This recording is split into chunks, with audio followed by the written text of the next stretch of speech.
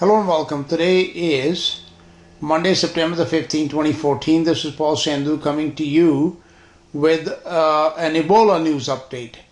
I've done a couple of programs on this and this story is developing, so I have to keep following it.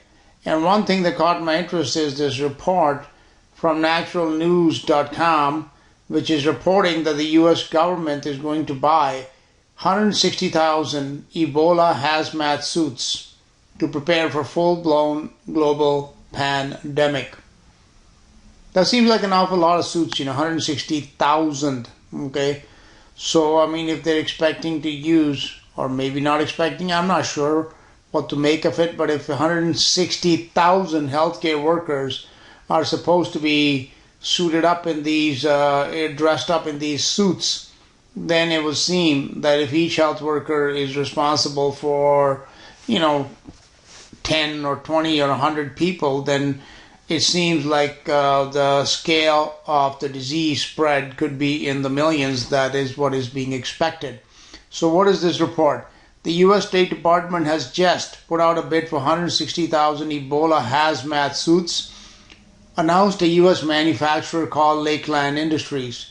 The company's press release, published at Yahoo Finance, reads, with the US State Department alone putting out a bid for 160,000 suits, we encourage all protective apparel companies to increase their manufacturing capacity for sealed seam garments so that our industry can do its part in addressing this threat to global health.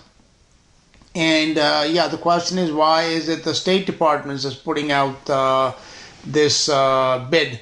Okay, 160,000 suits for the State Department. The State Department is basically foreign affairs. They are not, the CDC or the WHO or the US Department of Health. So that's kind of weird as to why they would be ordering 160,000 of these suits. We encourage US government. This is just the latest sign that the US government is now preparing for a full-blown global outbreak of Ebola, which could reach US cities. So that's from National News. And what is this press release in Yahoo? Lakeland Industries Inc., a leading global manufacturer of industrial protective clothing for industry, municipalities, healthcare, and to first responders on the federal, state, and local levels, today announced the global availability of its protective apparel for use in handling the Ebola virus. In response to the increasing demand for specialty protective suits to be worn by healthcare workers and others being exposed to Ebola, Lakeland is increasing its manufacturing capacity for these garments and includes proprietary processes for specialized seam sealing, a far superior technology for protecting against viral hazards than non-sealed products. Lakeland stands ready to join the fight against the spread of Ebola and make millions and billions in the process, I might add. Lakeland stands ready to join the fight against the spread of Ebola, said Christopher J. Ryan, President and Chief Executive Officer of Lakeland Industries. We understand the difficulty of getting appropriate products through a procurement system that in times of crisis favors availability over specifications, and we hope our added capacity will help alleviate that problem. With the US State Department alone, again the question, why the US State Department? With the US State Department alone putting out a bid for 160,000 suits, we encourage all protective apparel companies to increase their manufacturing capacities for sealed seam garments so that our industry can do its part in addressing this threat to global health. So this is a press release that was put out by this company. Now let's do a little bit of math here, okay? So they're putting out a bid for 160,000 suits, right? 160,000. And let's say each one of these costs $1,000, which I believe would be on the low side. Then that is basically $160 million according to my calculations. So it looks like, hundreds of millions of dollars are being thrown at this problem. But are they being thrown at the problem?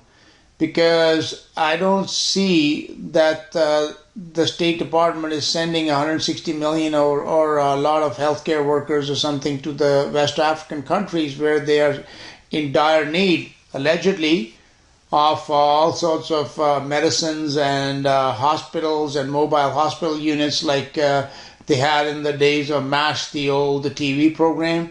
Those are mobile hospitals, and nurses and healthcare workers and such.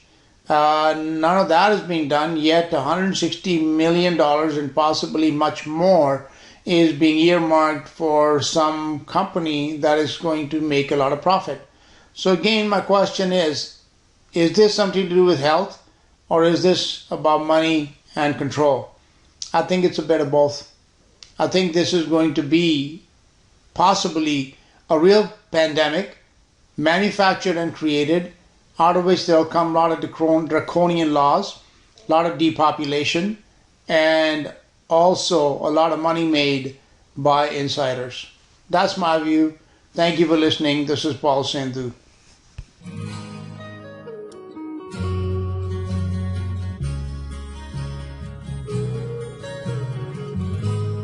If you have faith as a grain of mustard seed, oh yeah. If you have faith as a grain of mustard seed, oh yeah. If you have faith as a grain of mustard seed, oh yeah.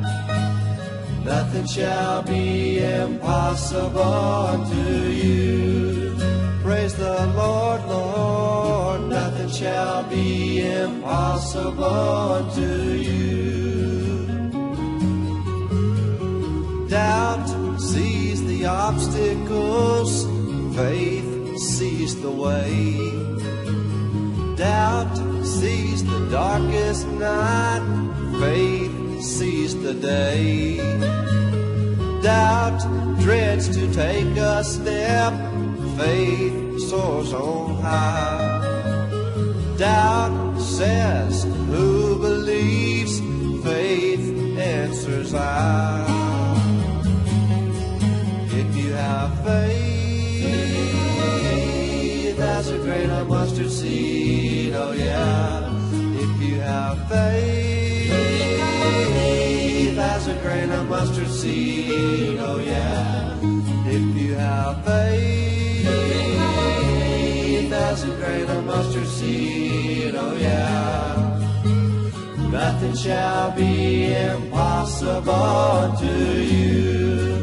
Praise the Lord, Lord, nothing shall be impossible unto you.